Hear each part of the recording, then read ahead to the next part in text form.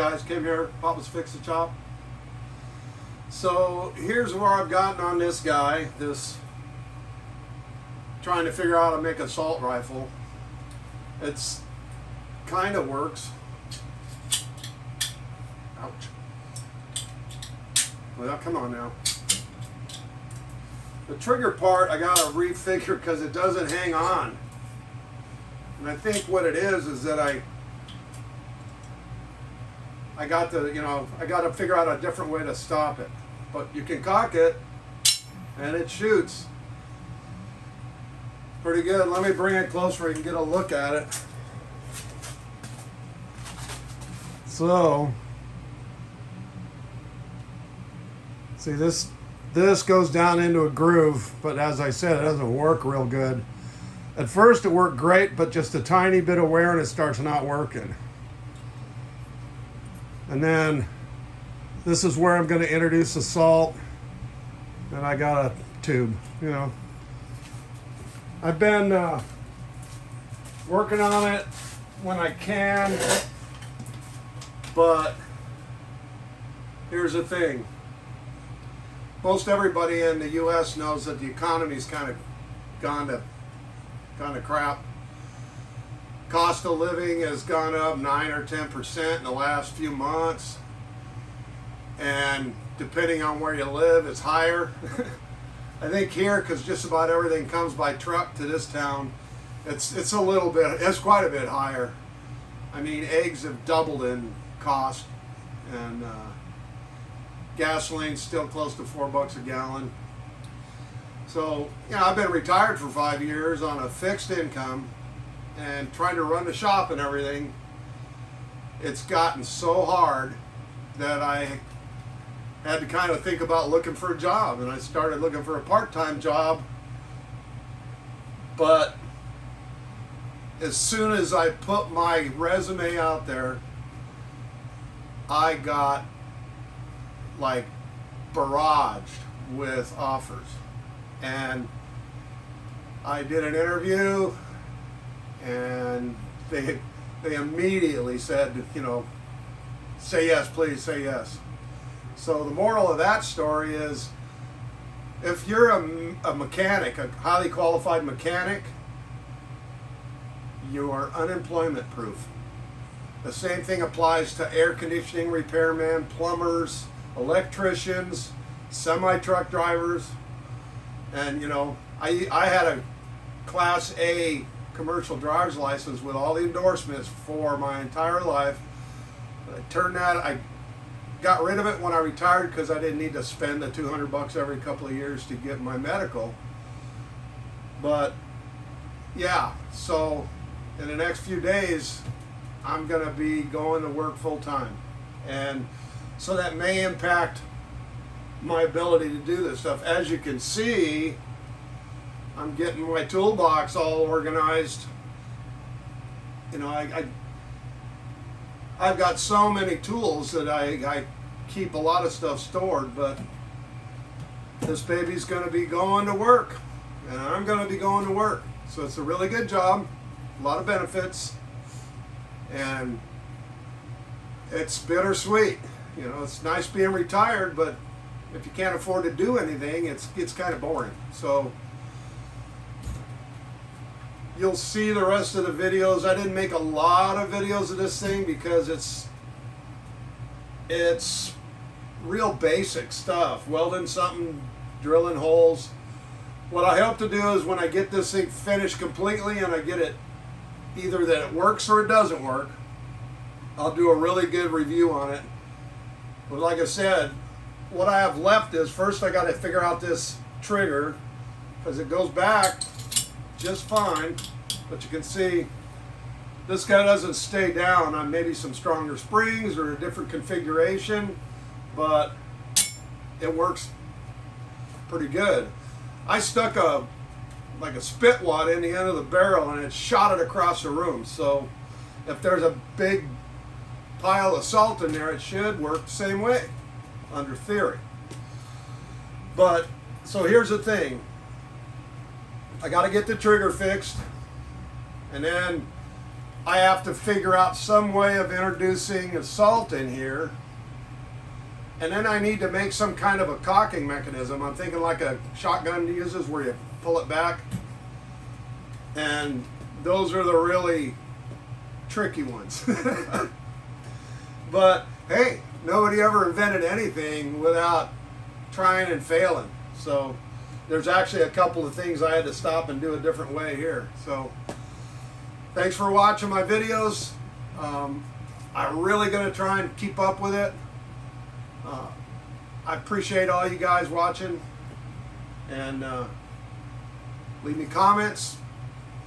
I would really like it if you don't absolutely hate my video at all, just hit me a like, because YouTube, they do everything on likes. You know, when somebody clicks like, that's how they decide how good your videos may be. There is an algorithm of watch time, and my watch time is like crazy. It's like, I think it was like 5,000 hours last month, something like that. But again, that's only if you start the video at all. It counts that the whole video as a watch time, and a lot of people don't watch the whole thing. I'm the same way. I will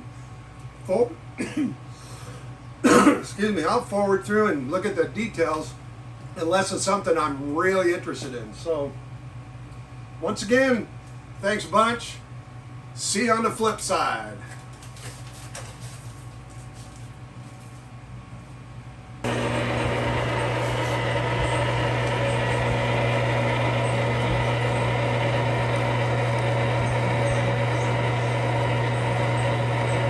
can see how slow this is advancing. That's what happens when you have a long extension on a boring bar and kind of a little bit of hard metal, because that is a welded steel pipe. And yeah, it's a little hard, not real hard, but enough to make it chatter on high speed. So I'm just taking my time, just slowly going through there, taking about 1/10 of a millimeter.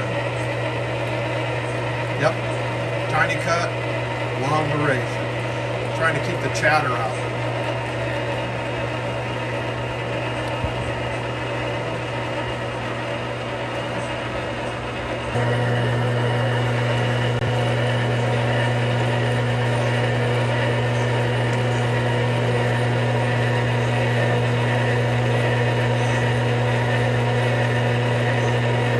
This will give you some idea how slow this thing is cutting.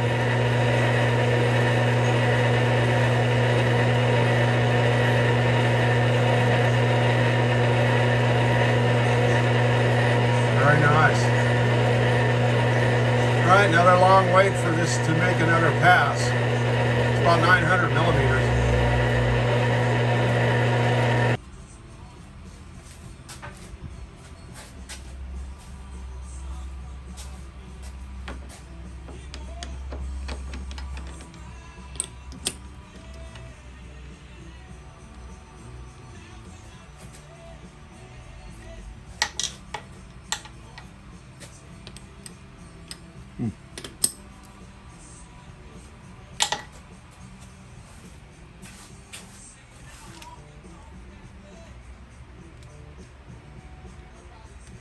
Come on now. Come on, you bastard. There it is.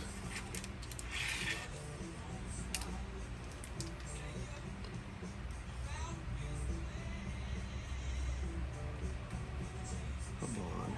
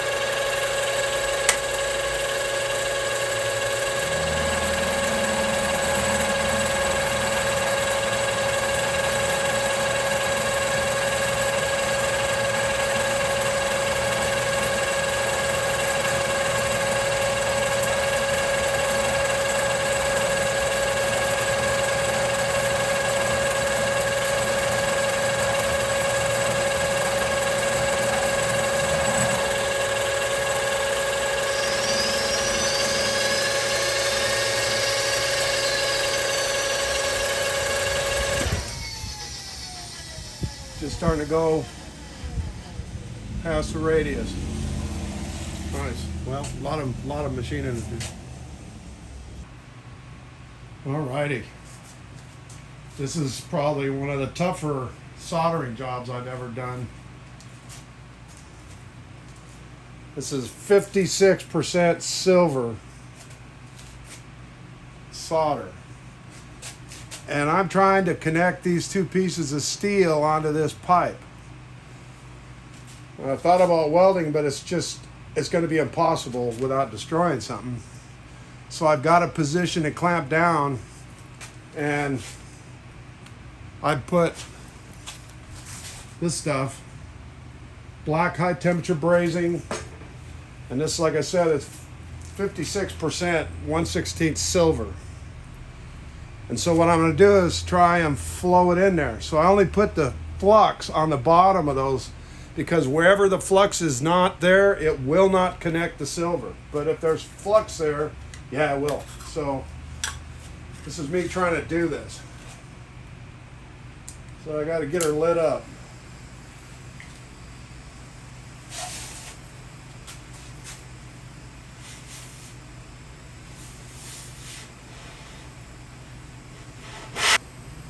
There it is.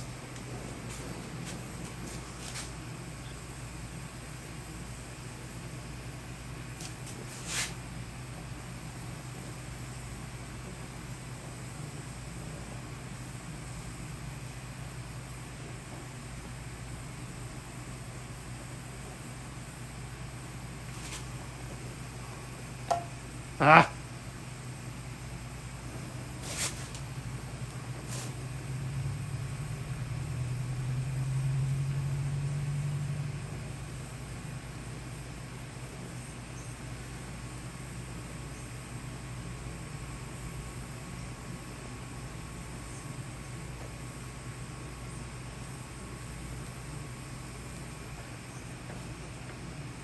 Got one side.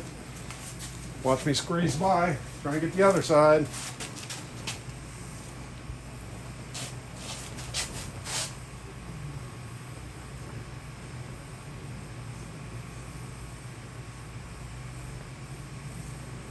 You got to get it glowing,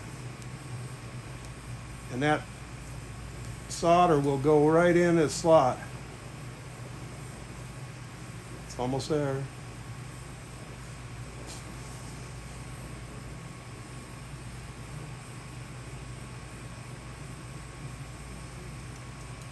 There it is. All the way across. So it sure looks like it. I'm going to sweat a little bit more on the other side.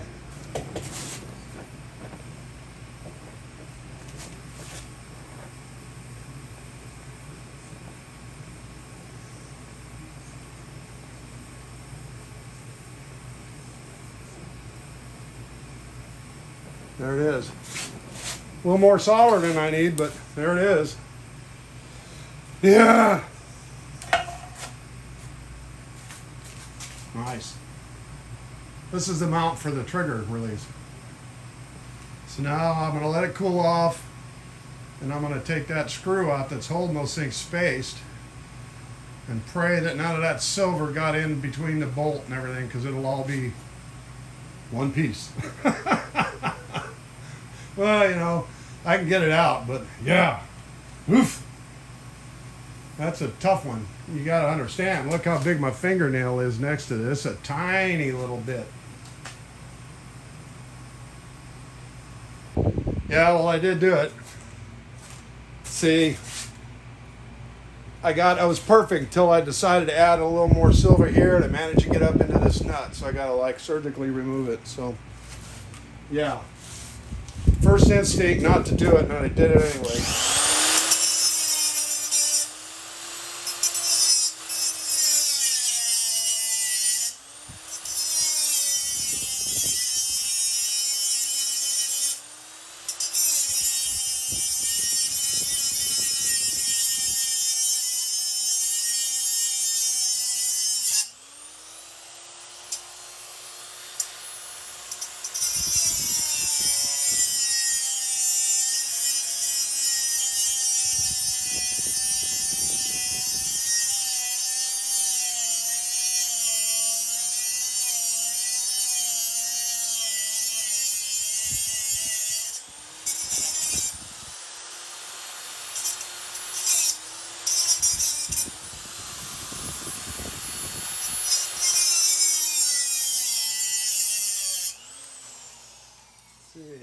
Can I break this guy loose? Might have to drill this bolt out. Ay. Can't really hold it too tight. I'm gonna crush it. So what I might end up doing, yeah, it's soldered on good.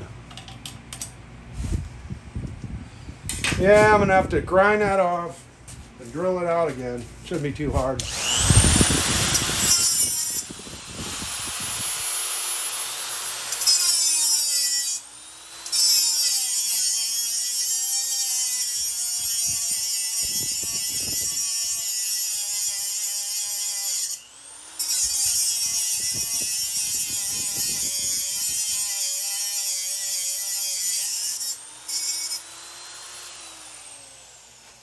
There she is.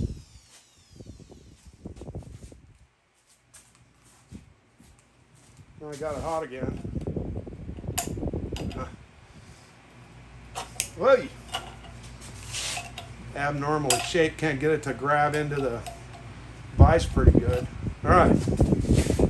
So what I got is, oh, look at there. I think got locked out.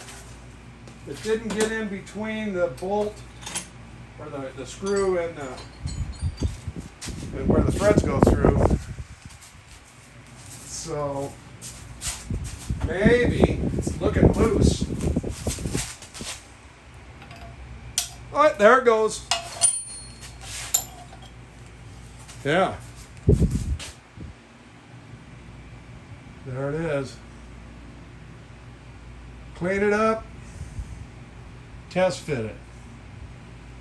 Cool.